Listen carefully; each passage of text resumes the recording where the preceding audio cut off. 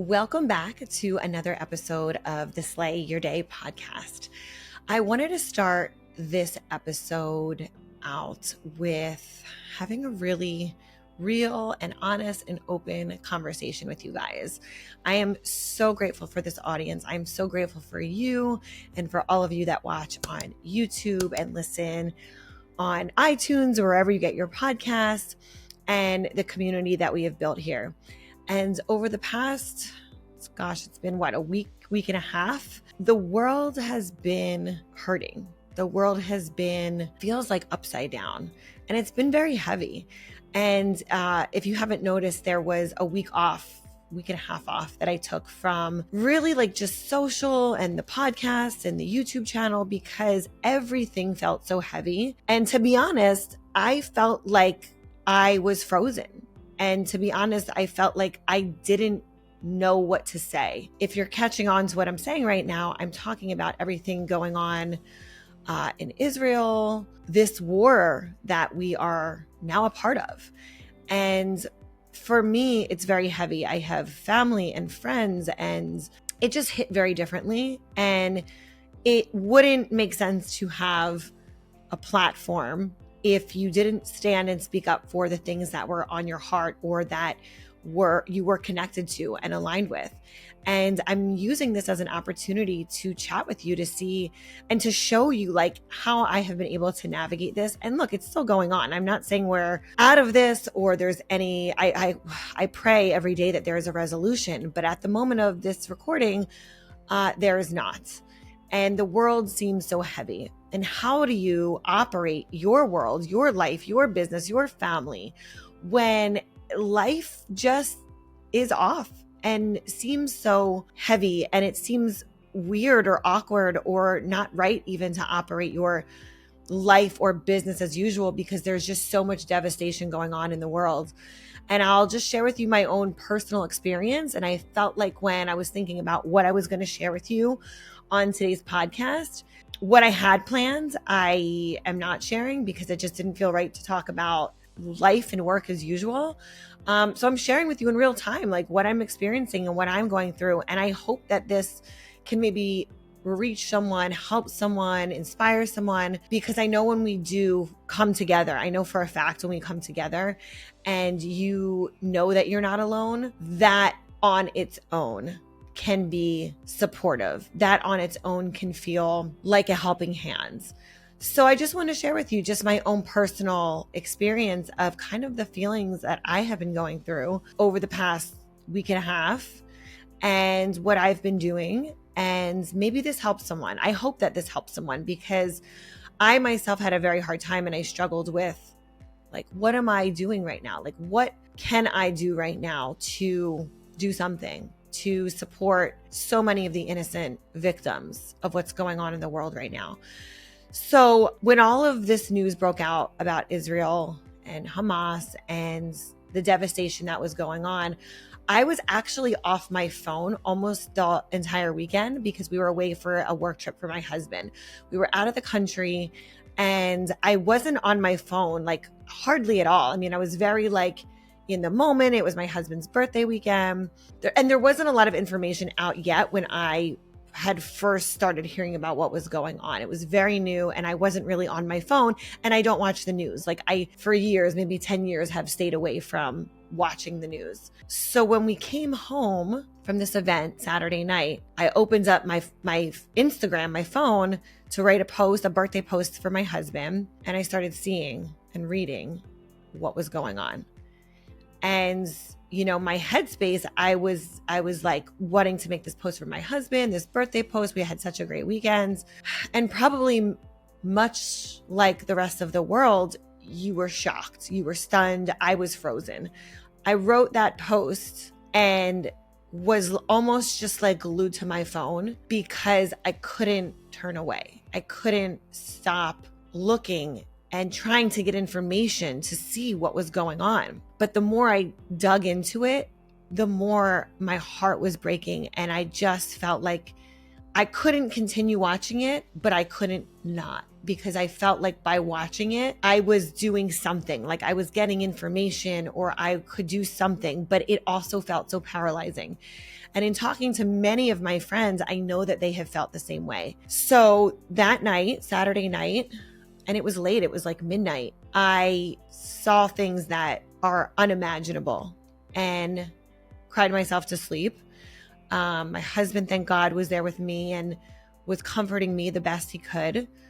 Woke up the next morning with a crazy headache because I had cried myself to sleep. My husband had an event Sunday morning. I couldn't go down. I couldn't participate because, to be honest, I was a mess. I was in my room crying, talking to my dad, calling our friends who are in Israel, talking to our friends who have family in Israel, trying to get some kind of understanding of what was going on, trying to understand, trying to figure out a way to see if there was anything I could do. I mean, I was calling our friends, what can we do? Can we send money? How do we help you? In that moment for me, it felt probably like many of you felt, like what could I possibly do? It felt so like the best way to explain it was like frozen. Like, what can I possibly do in this situation right now that's going to help when everything that you're hearing and watching and seeing is beyond anything you could ever imagine or anything I had ever heard before? And it hit me so hard.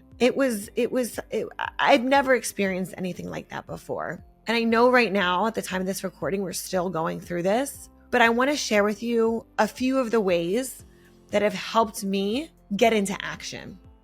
I want to share with you a few of the ways that instead of feeling frozen, like I couldn't do anything, like my voice or my contribution like felt like it would do nothing, I want to share with you what allowed me to feel like I could contribute and be the light and be the positivity in a dark, dark, dark situation. And I want to share these things because you might still be struggling with what to do or how you're feeling.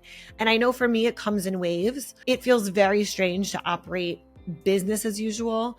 It feels very strange to be posting on social media like the world is just, happening and going on, when in a different part of the world, even though thank God it's not in our backyard, it's very real. And I just want to share. I want to share what's on my heart. I want to share what helped me and what is helping me in this dark time.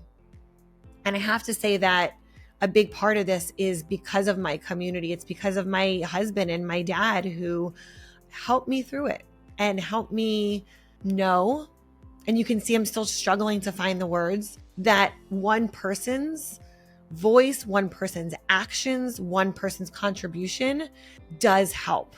And there is an impact.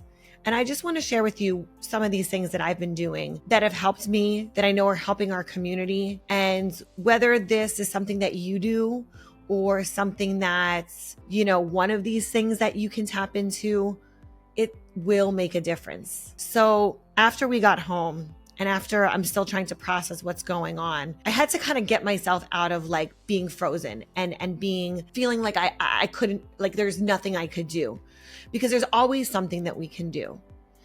And one of the things that I had to look at to help me shift out of being completely in fear and frozen into, yes, I can do something, was looking at a couple of things. Number one, growing up, I always heard from my dad, from my family, my grandmother, in Hebrew school, there is a saying that we say, and it's called Tukan Ulam, and it means to repair the world. As a Jewish woman going to Hebrew school, being around friends who live by this way of life, our view on the world is to always be the light and to spread kindness and love and treat others how you would want to be treated, even when not expecting to get anything back, because that is what we are taught, to repair the world, to make it a better place.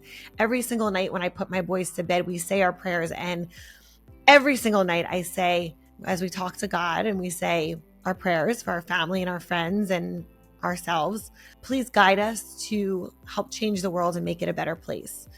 And I can't help but think that in saying that, it's not just something that you say, you have to live it. You have to be it. You have to show up and do and be the thing that you are praying for and that you want to be. And especially as a mother and especially as a role model in my community, for me, I need to be that, not just for myself, but that example for my little boys.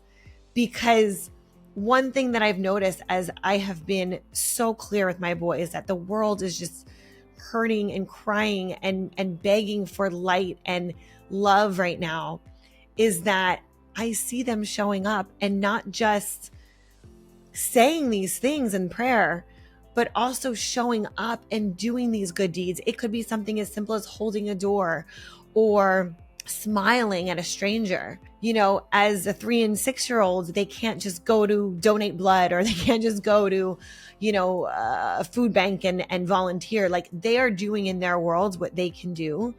And I think it's so important as parents, as contributing members to society, as role models. And even if you don't see yourself as a role model, there are people who are watching you to see how you show up and what kind of example you're setting. And if you're a parent, you 1000% have eyeballs watching you.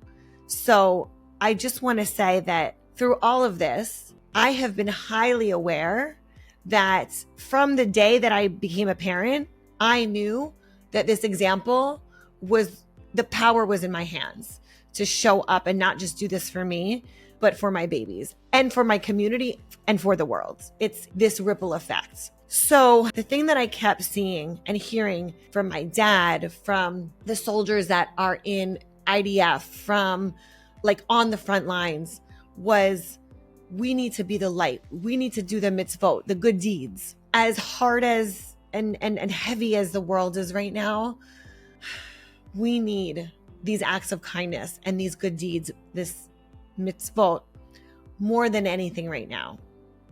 And what I'll tell you is that for me is something when I looked at what can I do, felt like would give me that power back to get out of feeling frozen, to get out of just feeling sick to my stomach or angry or mad or upset or like all of these feelings that when you sit with it, yes, you got to sit in that moment and feel it, but then you got to go do something. And that was the thing I kept saying, like, there's got to be something I can do. There's got to be something I can do. So in the midst of that, I started to reach out to our friends in Israel. I started to reach out to our friends here who have family and friends in Israel. What can I do? How can I support? And, the thing was, it wasn't that people were saying that they needed money. That wasn't the thing that I was hearing. It was, we need more good deeds. We need more love. So in the process of hearing that, 2 things came up for me. And I want to share this with you now. And one of the things was, by one person doing a good deed, there becomes a ripple effect. And if you heard my last podcast episode, I had Michelle Polar on, and it's just, that interview just stuck with me because she had said she took on this challenge of 100 days of fear, 100 days of doing things that scared her, and it changed her into this person that completely transformed her life. That challenge is the thing that really stuck out for me. So in my head, I said, what if we all did something similar, where we had 100 days of not just doing something that we feared, but 100 days of mitzvot, 100 days of good deeds, that we held the door for someone, we smiled, we went out of our way to help a neighbor or someone we don't even know. Could be a friend, but someone you don't even know. And it got me thinking, coming off of being Mrs. International, there are so many organizations and communities that I personally have connected with. And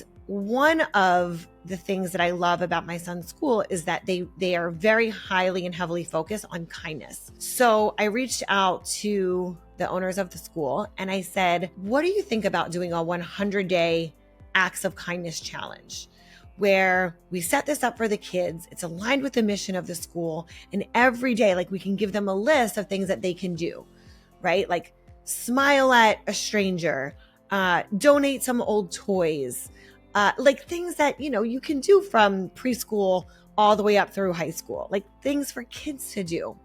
Because what I've realized in all of this, and as hard and as heavy as the world seems right now, every person's effort matters. Every person's effort counts. And when you can compound those good deeds and those efforts with one person, two person, three people, and now you have these efforts of not just the kids, but their siblings, their parents, their grandparents. You now have a community that comes together and is doing so much good in the world. And just like Michelle said in the last episode of the Slay Your Day podcast, what she was talking about for abundance, like when you do a good deed, not looking for something back in return, but doing that good deed, that then, like that person who receives it, then wants to go and do something good in the world. It's this beautiful ripple effect of spreading love and kindness. And that's what we need more of. So that was something that currently, I'm so happy to say today that in my son's school, they are rolling out a 100-day of good deeds program. And I want to challenge all of you that are listening to also join in this 100 days of good deeds challenge. We are starting on November 1st. So at the time of this coming out, there'll be about a week before this challenge starts. And I want you to think about what good deeds you can do in your community, what good deeds you could do for someone you don't even know. I know for me, again, like all of this is very, very new and still going on. The first thing that I said I going to do before I had these ideas that I'm going to share with you was, what can I do to spread love? And these are simple things. I was getting my nails done and there were these two grandmothers sitting behind me. And as I was paying for my nails to check out and leave, I said, I want to pay, please don't tell them, but I want to pay for their nail appointment. I don't know what they're getting, but please just add it onto my bill. Don't tell them anything until I leave that it's taken care of. I want to pay for it. I want to leave. And then you can tell them once I go. Because I didn't want the recognition for it there. I wanted to keep putting out this kindness and these good deeds into the world. Paying for somebody's coffee at the drive-through line, at Starbucks. Passing on these good deeds and just being this light in the world has the power to change, has the power to make a difference. And this is what started getting me out of feeling like I couldn't do anything and I was paralyzed into, wow, what I say and what I do can have a massive impact on this world. And if you think about what one person can do, like just having this thought and coming to my community that I know would back me and support me and coming here to talk to you guys and say, let's do this together. Let's do these 100 days of a kindness challenge together. This is what is going to be the ripple effect that allows for more love, for more kindness, for more light, for more community and coming together and being this love and light that we need so badly in the world right now. So I wanted to share this with you because, again, like this isn't just for 100 days and then it's over. Like this should be something that we all practice every day, regardless of what's going on in the world. And then the second thing is I went to a few friends of mine and I said, I want to do an event. I want to put an event on where we can raise money and come together and raise money so we can send over to families that are in Israel that are struggling right now. So that's something else that we're doing a little bit more privately. That is a group of people coming together to raise money and funds to send over to Israel to support. And I think that no matter where you are, what your situation is, no matter how much you can give, like financially, to a cause like this or anything else, there's always something that we can do. And it's true that yes, one person can change the world. Because for me, I can go smile at a stranger, pay for a cup of coffee or for a nail appointment or something small like that. But just the fact that I was able to go and share this with you, share this with my community, share this with my son's school and pass this on to so many people. Like there's so much power in one person having the idea and the heart and the drive behind seeing an initiative through. And when it's something like this, when it's something so powerful where you have an idea, you have the execution, and then you have the community to back you up and support you on it, this is how we change the world and make it a better place. This is what my kids and I pray about every single night. So I hope that you'll join us on this challenge, because this is something anybody can do. This is something that there is no deed too big or too small that is not going to be something that changes the world. There's no deed too big or too small that's going to make somebody else feel good. There's no deed that is too big or too small that won't create a ripple effect. So I want to invite you to join this 100 days of kindness challenge. And I'm going to hashtag it. I'm going to roll it out on social. And the hashtag will be 100 days of kindness challenge. And who knows where this is going to go? Who knows who's going to jump on board and what will become of this? But for me, as a woman, as a mother, seeing what's going on in the world is so heartbreaking and so devastating. I know that I can't change what has already happened, but what I can do is show up and put more love in the world and more kindness in the world. And when we come together and we do this together, no matter who it's for, race, religion, background, eye color, skin color, hair color, no matter what it is, this is what will make a difference. This is going to be the love and light that the world needs so badly right now. So I am asking you to please share out this episode with your community, with your friends, with your neighbors, with your family, because one person can truly change the world. And I hope that you'll join me in this, because again, the world needs this right now. The world needs so much love, so much kindness, so much light, so much love. And I'm asking you to please join me in this mission, because the more people that we have spreading kindness and love and light to each other just creates a beautiful ripple effect, not just in our communities, but around the globe. And this is my hope, this is my wish, that truly one person, one little deed that you do, you never know how far that's going to go. So that's what I wanted to share with you today. And truly, this is something that I have been struggling with since last week. And at the time of this recording coming out, it'll be about 2 weeks of this going on. And I just pray for everyone. I'm praying for peace. I'm praying for an end to this, because no war, no hate of any kinds is what anybody wants. You know, I mean, I think that it's really important that we acknowledge that kindness and love is the answer. And we have to come together and see our commonalities and share love, because it's so easy to fall into hate and differences and negativity at a time like this. And I hope that you'll join me on the mission and with the message of spreading the light and spreading the love, doing this yourself, but also teaching it to your children so they can be the light, share the love, and we can do this together as a community. So I would love for you to please share this episode. If you're watching this on YouTube, you can share this episode. You can comment below. Let me know if you're going to be joining me in this challenge. If you're watching this on iTunes, or if you're listening to this on iTunes or anywhere where you get your podcast, please share this with at least 3 people. Because again, you never know whose life you're going to change, and you never know what one good deed that you do today, how that is going to change the world. So I just wanted to share with you what is on my heart, what has been helping me to navigate this very difficult time.